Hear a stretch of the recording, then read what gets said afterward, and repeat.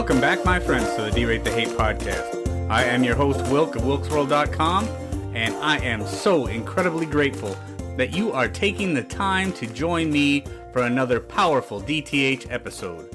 Friends, at the D-Rate the Hate podcast, it's all about bettering the world one attitude at a time. See, we did not create the hate, but with your help, we can derate the hate. That all starts with gratitude and personal accountability. We cannot control everything that happens to us in life, but we can control how we react to it. How we act, how we react, no matter what happens to us, how we react to it makes the difference. Friends, there is only one good thing about a bad attitude, and that is that we have the ability as individuals to change it. Here on the DTH podcast, we strive to bring you great guests and provide tools to do just that. Please be sure to share it with your friends. Subscribe if you haven't done so. Ratings and feedback are always greatly appreciated. And with that, let's get to this week's episode. This week, now specifically January 15th, marks what would have been Martin Luther King Jr.'s 95th birthday. Now, I've got quite a treat for you this week, friends, so you're going to want to stick around. Martin Luther King Jr.'s message was rooted in uplifting the people and organizing Americans for a better sense of community. He passionately advocated for equality, justice, and unity, envisioning a society where individuals could transcend that racial and social divide to stand together in solidarity.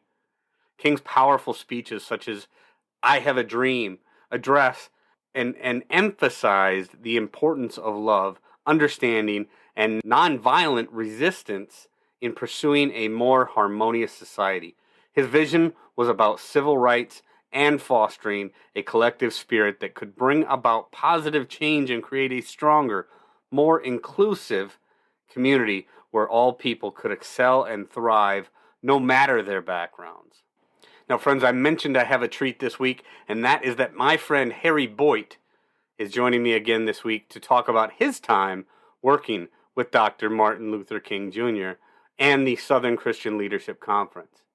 You may know Harry from any number of the books he's written or the different philanthropic things that he's been involved in over the course of his life.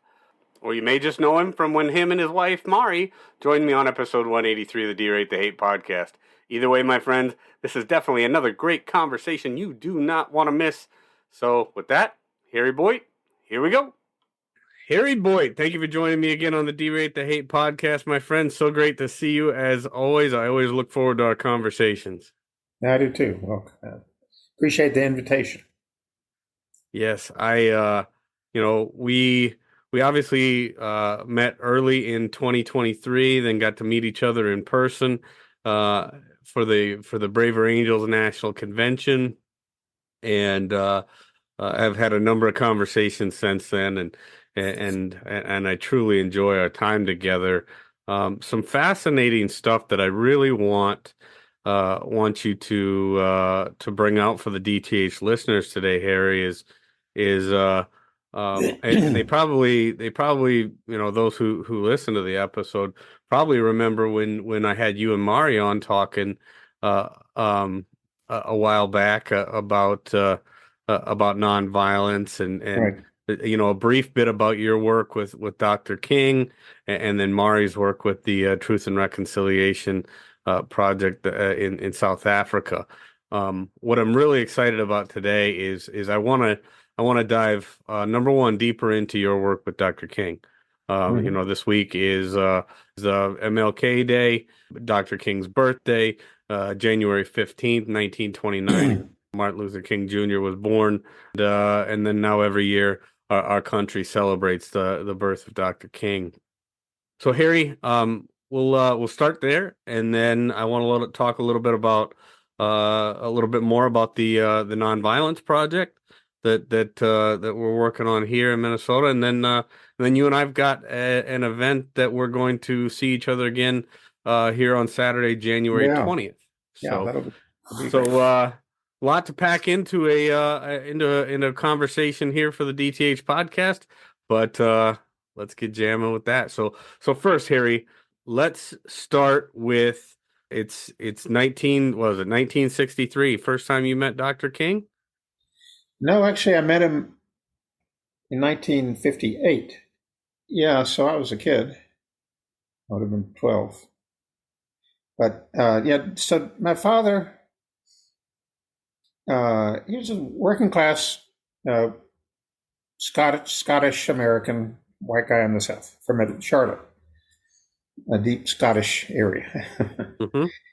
uh, and he had grown up with pretty conventional views about race, although his father, who was his father was worked for the same company for 50 years and only went to third grade, was very smart.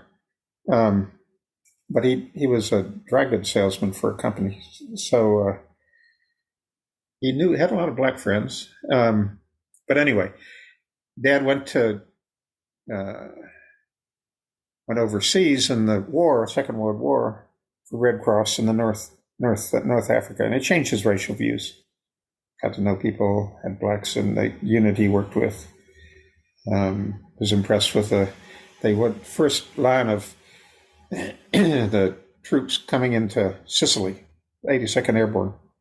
We went in with them, and he had a lot of respect for the black people. So anyway, he came back with changed racial views.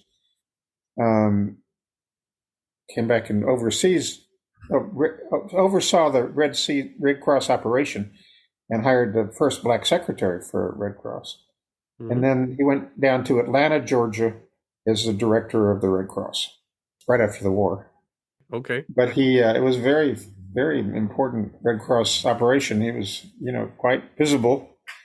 Fires and floods and hurricanes and all across the South. But he also stirred up controversy by desegregating the Red Cross, which people couldn't believe that he opened the drinking fountains and the dining room and everything for blacks. So he had a pretty high profile, and then King came to Atlanta in 1958 just to give a speech, and Dad came and brought me and went up, and King had heard about my father. So we just talked a few minutes. He introduced me. So that was the first time I met King. And then it wasn't long after that Dad left the Red Cross, was working, he's helped to start a group to keep public schools open. And the politicians are saying, we're going to close the schools. We ain't going to let no segregation happen, desegregation. So it's about as toxic a political language is today, even more maybe. People were quite violent. Right. But anyway, he worked on desegregation, got some brutal treatment, and then he went to work for King in 1963, right before the March on Washington. And that's where I was hitchhiking around the country trying to figure out what to do, and called my father and said, he said, "Come on back. We're going to have a march to." It wasn't a protest. People need to understand that about the march. It was not a protest. It was a pilgrimage, live in petition. Right. But he said, we're going to try to get the attention of the nation. We're going to appeal, it's not a protest. We're not polarizing. We're trying to have a conversation with America. Sure. And so I hitchhiked back across the country and put my sleeping bag on Dad's hotel floor, and I heard King practice I Have a Dream the night before he gave a speech. That's incredible. Yeah, and that's the story that I remember, and that's why I guess I had assumed that was the first time you'd met Dr. King, but no. So then, Harry, when was it that your father started working with the Southern Christian Leadership Conference as opposed to the Red Cross? When did he make that transition? Well, it was several years. He left Red Cross when he started this group to keep public schools open. They didn't even have a position on desegregation. They just said there should be public schools. Okay. And they had hearings across the state, and most people wanted public schools, and politicians said they're going to close them. And then he went to work for the Quakers. It's a group called the American Friends Service Committee, and he was working in a county in Virginia, Southern Virginia, Prince Edward County, where they had closed all the schools. Mm-hmm. Mm-hmm. So he was placing black kids and some poor whites because there weren't any public schools up north. And then he almost got killed, actually. I didn't know this until later, but after he Your died. father almost got killed. Yeah. The American Nazi Party went after him and caught him outside of his room that he was renting. Had a big swastika across from his hotel room. Or it wasn't, it was a room, it was a renting room. And yeah, I saw the swastika. I just didn't know the consequences of it. I went up to Philadelphia that summer to a Quaker work camp, in a poor neighborhood. And when I came in, I saw this giant swastika across from his room. In fact, there was kind of a trail of swastikas from out on the edge of town into the city, and then right across from his apartment, there was a giant swastika. But, okay, and I'm assuming I've just got to believe that at that point in time, because your father obviously, white and working to further the cause of the black folks at that time, that would probably make him the target, right? I mean, they probably considered him a traitor to his race, they did. But Dad was by that time. His views on race had changed, but he'd always been for the underdog. He had been a reporter for the Charlotte Observer, and he covered in the 30s, the Great Gastonia strike, which is an integrated strike in the textile mills. So he was, by that point, he thought of himself as a populist. He was for poor whites and he was for blacks. Mm-hmm, mm-hmm. In fact, he thought there should be some connection between white working class folks and blacks. So he worked in Prince Edward County, even though he got targeted. He was also working with, trying to place poor white kids up north that didn't have any school, as well as blacks. Sure. No, that's that's incredible, and yeah, I think people look back. I know you've declared yourself plenty of times in our conversations, Harry. You're a populist. You are, you're obviously someone who doesn't look at race nearly as much as the haves and the have-nots, right? And the dignity of ordinary people. I would say populism basically is about the uplift of ordinary folks. Yeah, the uplift of ordinary folks, and quite honestly, if I don't like to, personally, the whole, I don't know if this is a word that I've used lately a few different times, but this identitarianism thing that we're all working through right now, right? This identity-based politics and everything else, and everybody wants to throw somebody into a group, and the reality for me is there are a whole lot of people out there, and I don't care if you're an immigrant, if you're black, if you're white, if you're native born, if you're a Native American, whatever. There are a whole lot of people out there right now that just feel displaced because they don't feel, like they're listened to, and like their opinion really matters to them. Absolutely. Right? You're absolutely right. And if you take it, I'm also a Christian, and if you take it from a faith point of view, everybody is made in the image of God. Absolutely. So how can you make sweeping generalizations about whole groups of people and say they're this or that, demean them and devalue them and hate them? It just isn't. It's not Christian. Well, it's not Christian. It's not. What it does is it makes people invisible. You put them into a group, and then you label that group with these generalizations about who they are, or what they think, or what you believe about them, and then you take away that individual humanity that we all have, and it's just gross. It's a terrible thing to do. It's a terrible thing that's happening to our country. Yeah. It is a terrible thing that's happening to our country. All right, so let's get back to our story with Dr. King a little bit here, Harry. And okay, so now it's the March is on staff. Washington. He's on staff. Yes. He started out as the office manager of the Red Cross, but it wasn't very easy to manage. He's a good manager, but it's kind of chaotic. But then he went on he went on. He was on the executive committee, the first white on the only white on the executive committee of SCLC, King's Group. Okay. And so he started a project. It was a hard one, but they did some things, and then they hired me as a field secretary. But it was trying to bridge the racial gap, and have dialogue. It's called Operation Dialogue. So the Southern Christian Leadership Conference also had a project that was very important, not well known, called the Citizenship Schools. And citizenship schools were partly to make up for those who hadn't had much of a decent education, so it was partly literacy, but it was more kind of how do you work together as a community on problems? How do you do research? How do you have a meeting? How do you figure out who has power?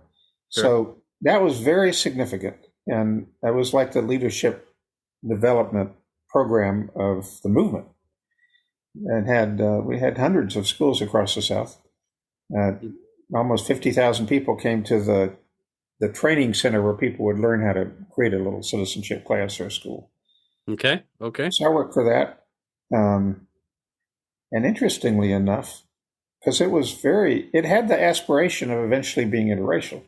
Mm-hmm. It was generally for blacks, but there was one time when a group of Klansmen from the mountains called up, the Preacher Red called up my boss, who was director of the whole program, and she was the director of the training center, Dorothy Cotton. She said, "We hate Dr. King."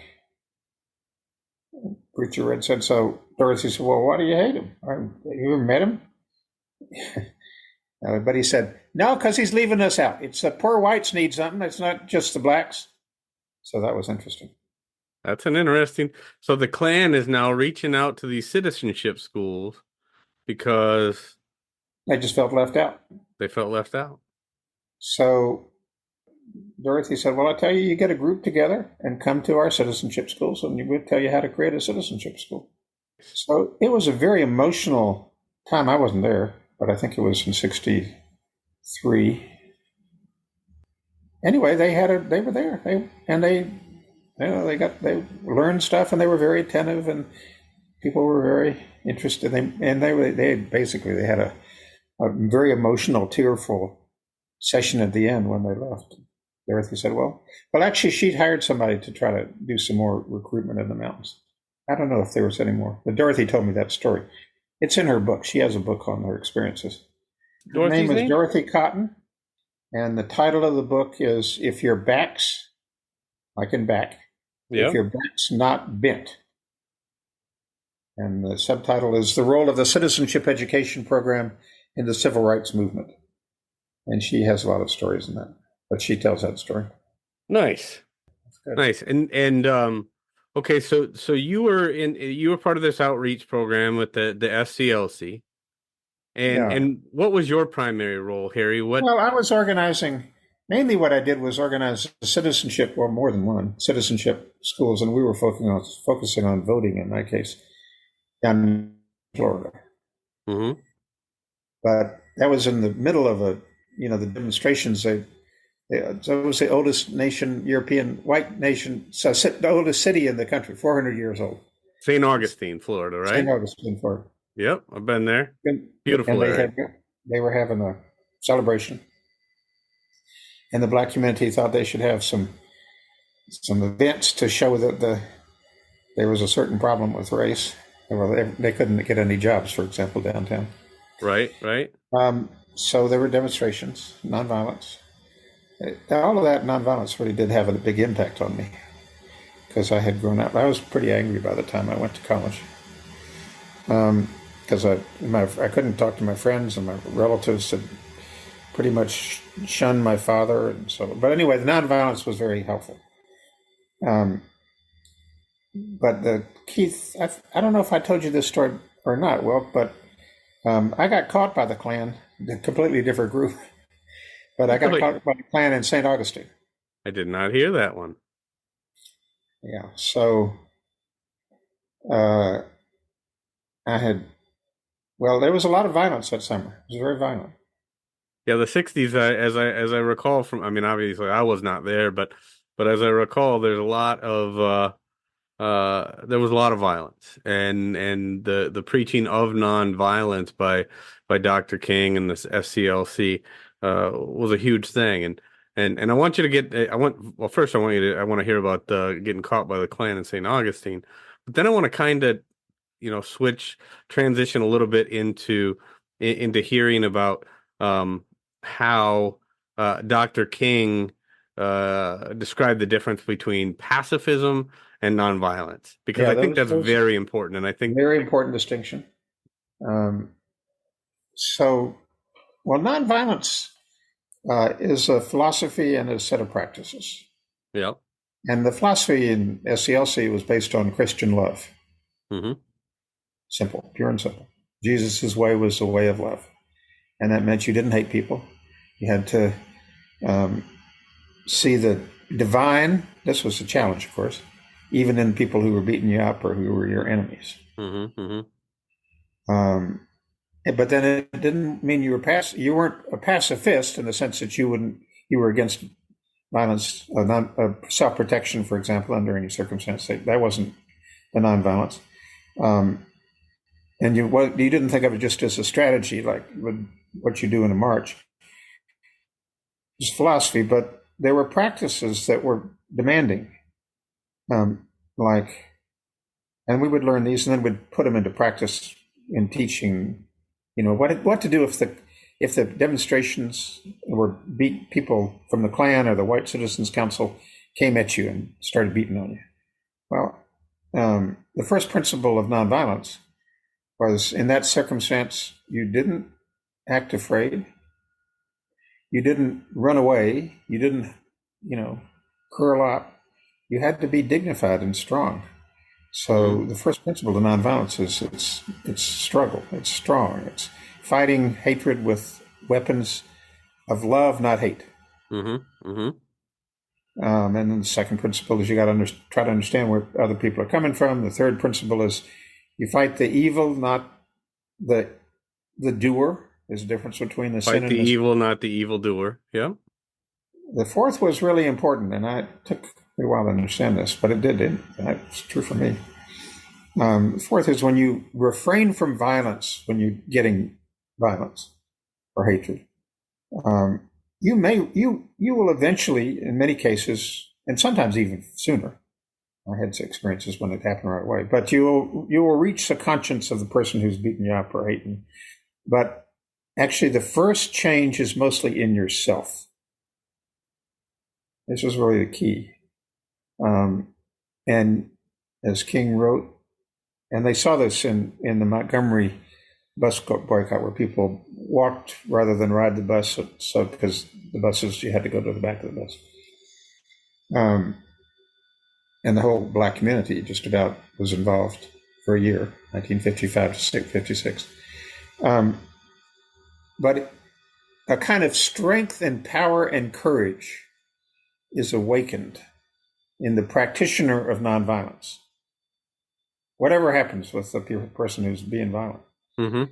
So it's a sense of self-worth and self-respect, and what King called the sense of somebodiness, dignity, value. And it was not given by anybody. It was, asserted and affirmed by your own behavior. So that was very powerful. Absolutely. And that really did change my young way of thinking. But anyway, then there are a couple of other principles, like you look for the divine within anyone else. And, you're hopeful. You don't give up. But so we practiced that. We talked about it, the philosophy. There were a lot of sermons and poems and Langston Hughes and Walt Whitman and other things. And then we practiced it if the Klan was trying to beat us up. So that was what it looked like in practice in those days. But then this was the key thing for me. So the Klan, I went out to the old jail because I had a girlfriend who was arrested and taken out there. Okay. And I was worried about her. But you weren't supposed to do that. Okay. Because we knew that they followed us. The Klan would follow us. And it was, you weren't supposed to go into a room by yourself. But I went out to the old jail, but Kathy was okay. She was inside the jail. I was worried they were going to put her out and back in what they called the pen, but she was in the jail.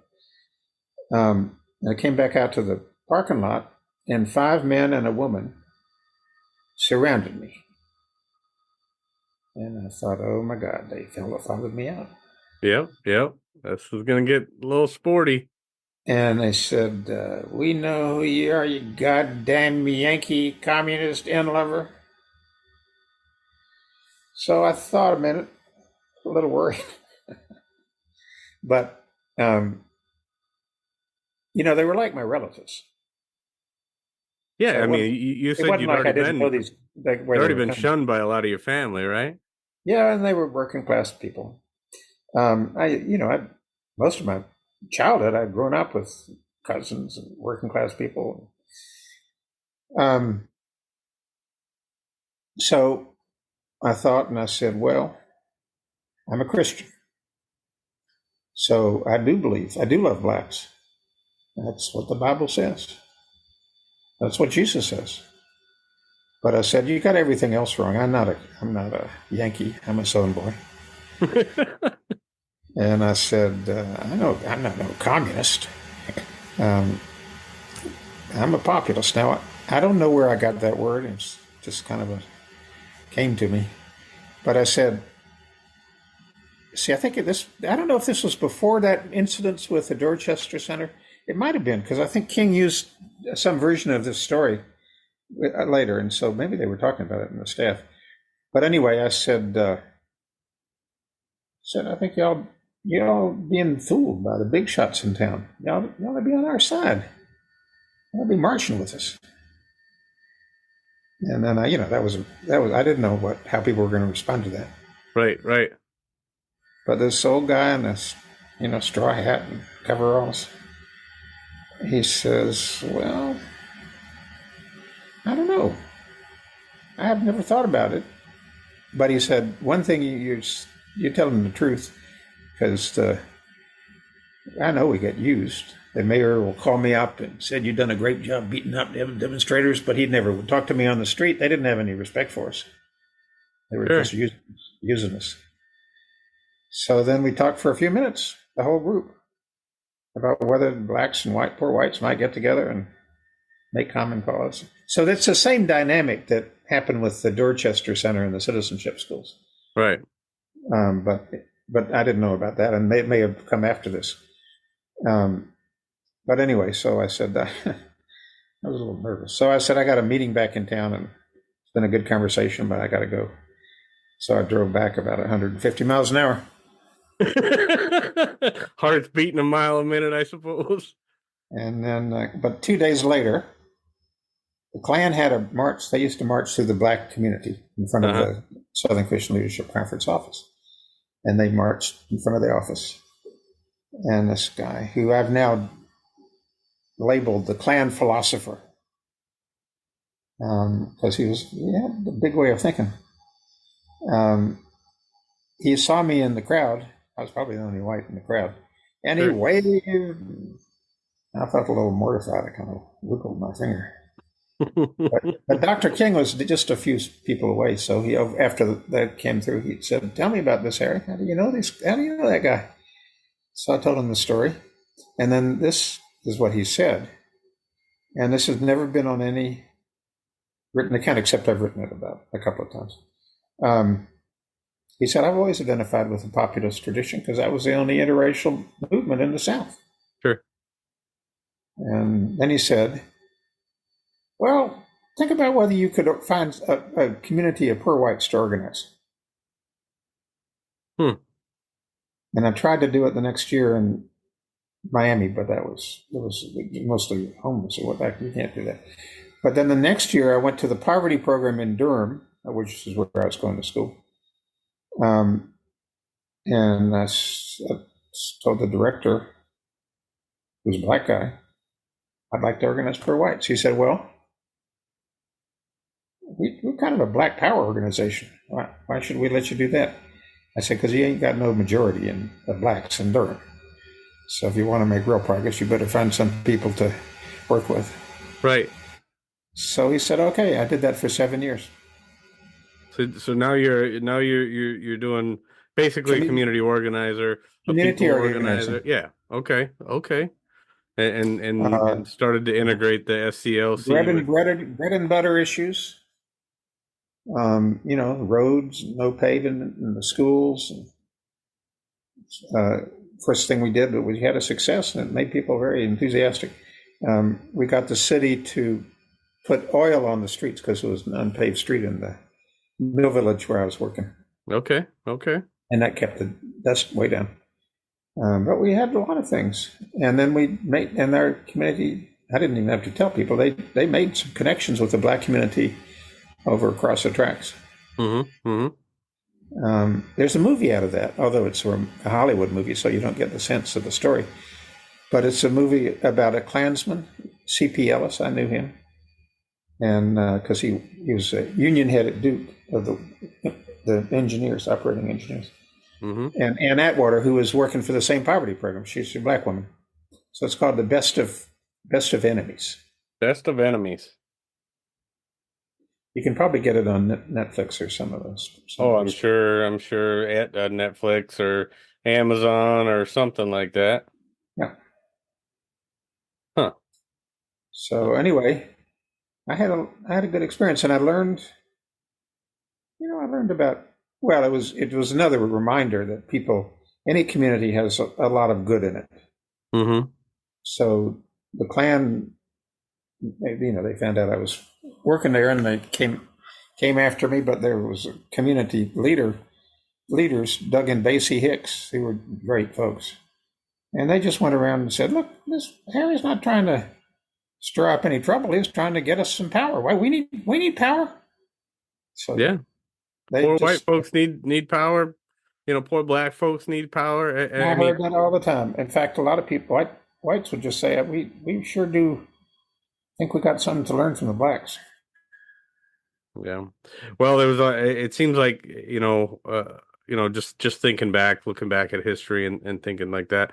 There was a lot more community then, and people truly, getting together and really. That's one of the things that I miss. I was born in the 70s and grew up in the 70s and the 80s and You were from Minnesota? and then before we had a computer in every house and cell phones and the internet and everything, people just talked to each other, Harry. They stood out in the driveway, drinking cold beers together and neighbors, and there would be neighborhood cookouts and things that aren't happening nearly as much anymore.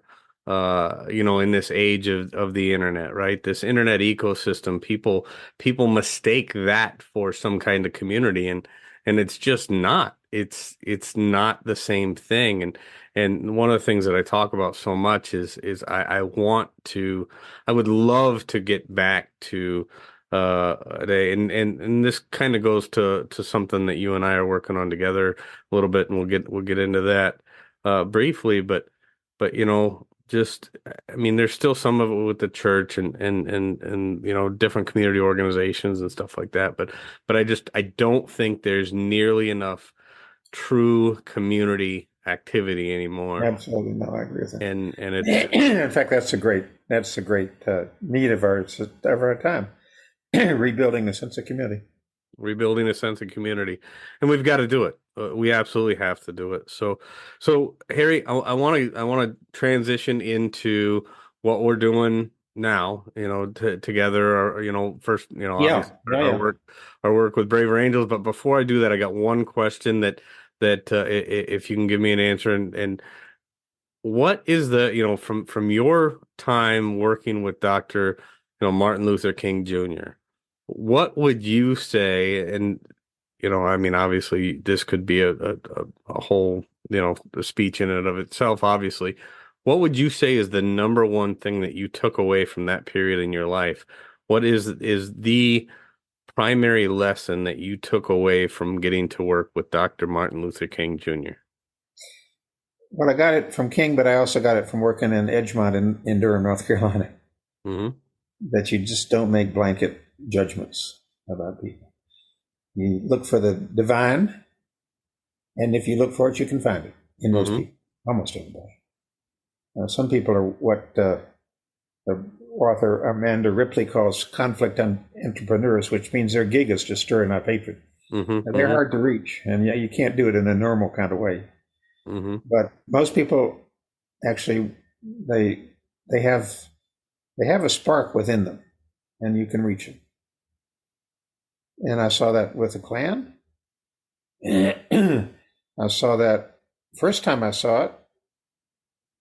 Saying you get talking people's language. I mean, it doesn't do any good to call them names or that. That's one of the stupidest things progressives do. If you call people racist, and they're going to respond. They'll respond all right, but they ain't going to respond the way you want them to. No, and you're never going to get anywhere. You're never going to make it around. You're certainly not going to bring them to your side in any way. No, it's just crazy. But so you got to talk in people's language or language. But the first time I ever had a direct experience personally with nonviolence was when I went to the college at Duke. I organized, because about that time I was committed to the civil rights movement. I organized a civil rights group called the Congress of Racial Equality, and we were asked by Black communities down in the south, in the eastern part of the state, to come and do what was called poll watching. And I remember we went down. I took a group down from Duke, and they had passed a law that you couldn't have a demonstration, so we had a vigil, one person at a time. So we were going doing a vigil downtown, peaceful, quiet, prayerful. And this old guy who's he probably was my age now, but anyway, he looked old to me. He was a priest. Had come down from the north to do his witness. And we were walking down, and then these two guys pulled him into an alley. Well, I knew they probably were Klan or something. Because we had some people come by the church where all our students were staying and shooting at the church. That was a pretty dangerous community. Scotland Neck, North Carolina. But, I didn't even think. I just thought, acting on my faith. I went in and looked at the guys and said, "Now, are you all Christian?" They kind of mumbled. And I said, "Well, I'm a Christian, which means you're supposed to love people. And this guy ain't doing nothing to us. He's just coming down because he's doing what he thinks is right. So I don't think it's a Christian thing to beat him up or whatever you plan to do." They didn't know what to say. They just walked away. Yeah. Just walked away. Beautiful. So that was the first experience, and then I had that Klan experience, which led to me doing organizing in a mill village. But I learned that you got to look for the divine or the positive or the neighbor. It talks about looking for the neighbor within the enemy. That's what I learned. There's a certain amount of humanity in all human beings, and if we can find it, we can build upon it. Exactly. But if you constantly treat people like monsters, you're never going to be able to find it. Get anywhere. Certainly will never build upon it. Just going to fuel hatred and division. That's right. So let's move into what we've got going on. Now, Harry. Well, so enough. We went to our new church a couple of years ago, Episcopal Church in St. Paul. Okay. Because we didn't like our church I'd been in. It was too Justice Warrior type, and I couldn't get them to be interested in Braver Angels at all. And I had known Bill Doherty for 25 years. I've worked. So he pulled me into the Braver Angels project around the election in 2020. And then when we went to this church, we found it was very open to doing depolarizing work and having conversations. And we did a couple of workshops. We didn't follow a normal format. We just started, because I knew a lot about community organizing, and so does my wife from Africa. Sure. So So we did one-on-ones, but we started having meetings with people, and so that worked. It was work better than doing workshops. So we started looking at hot button topics, and people would say where they came from and tell their own stories, and that proved to be very successful. And also, it surfaced people's views in the church who had never talked about what they believed, especially it's a pretty mixed congregation, but the Reds never said what they believed. But anyway, they all came out of the closet, and so we had some great Red leadership, still do. But, several leaders from rural Minnesota. Very nice. So then we said, how can we really build on what we've been doing at St. Matthew's relationships with other parts of the state and strengthen a kind of nonviolent ethic of finding common ground and getting to know each other and learning how to disagree respectfully and listen to each other and finding out each other's stories. So that's what led to this effort on the 20th. And we see this as the beginning of really an effort to do outreach to religious communities across the state. Now we're sure that there could be similar people in, say, Jewish congregations or probably Muslim ones, but we're focusing on the Christian world because the Christians are called to live out the gospel. Right. Not to acquiesce to the ways of the world, but to be agents of faith and love and followers of Jesus. So we've got this first one of this meeting on January 20th, a couple of weeks. January 20th. Yeah, and we're going to have you and your family, and then we're also going to invite a few folks from another rural town. Just to start a conversation, and then on April 27th, we're planning a statewide event for Christians, and we're going to use the theologian Howard Thurman as kind of the anchor. Howard Thurman was a mentor, the philosophical mentor of Martin Luther King, much more than Gandhi. People misread that.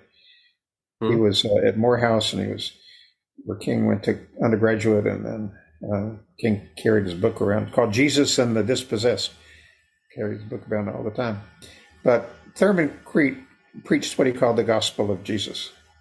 And especially he said it was for people whose backs were against the wall, rather than fight back with hatred or just give up and be compliant. You needed to use the weapons of love. Fight back with love, not hate. Yep, and have a discipline about that, and discipline anger, and get a kind of calm. And so we have a black preacher who's been studying Thurman, very, very eloquent, passionate guy, Tim Jackson. He's involved, and we're going to go reach out to churches. Beautiful. And all we think this is the year to do it. This is a good year to do it. There's going to be a lot of toxicity. There's going to be a lot of infighting and outfighting, and there's going to be groups pitted against each other, and there's going to be plenty of politicians that are politicians and media types and everybody else, and outrage entrepreneurs, or like you say, Amanda Ripley calls them conflict entrepreneurs.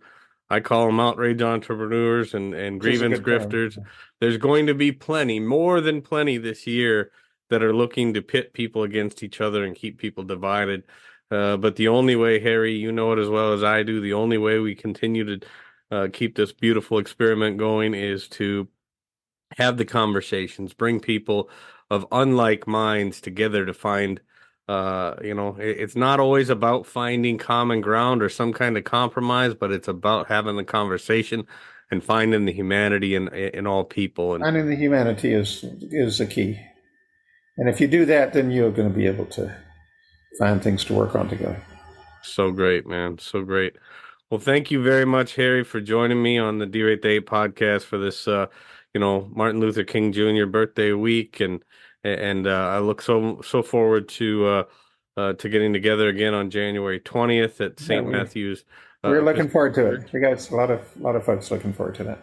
Yes, it's gonna be a great event, and looking forward to participating, and always look forward to seeing you and Mari, and yeah, we're gonna have a good time, and we're gonna keep on bettering the world together, Harry. That's what it's all about. Yeah, man. We have a woman who's a wonderful cook in our congregation. She's going to make her special chili for lunch when you get there. Very nice. I'm looking forward to it. Harry Boyte, thank you so much again for joining me on the D-Rate the Hate podcast, my friend. You're awesome. Thank you so much. Thanks. Take care. Bless you. Friends, if there's anything in this episode that provided exceptional value to you, please make sure to hit that share button. Share it with your friends, share it far and wide. And of course, if you haven't done so already, be sure to subscribe right from our website so you can get the D-Rate the Hate podcast sent to your email inbox every week. So this is Wilk wrapping up for the week, saying get out there, be kind to one another, be grateful for everything that you've got, and remember it's up to you to make each and every day the day that you want it to be. If there is something that you would like to share with me, you can catch me on most social media platforms, or you can email me directly, wilk@wilksworld.com. With that, my friends, I am going to back on out of here, and we will catch you next week. Take care.